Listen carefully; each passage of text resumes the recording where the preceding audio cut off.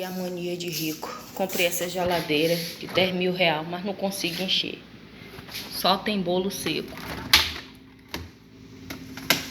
Panela suja, bolo seco, fruta podre, arroz de 20 dias, mas ainda é desse ano. Então, eu tô num dilema. Se vocês quiserem nos ajudar, o nosso Pix está na descrição. giz_cena@rubiarru.com. Pobre é osso.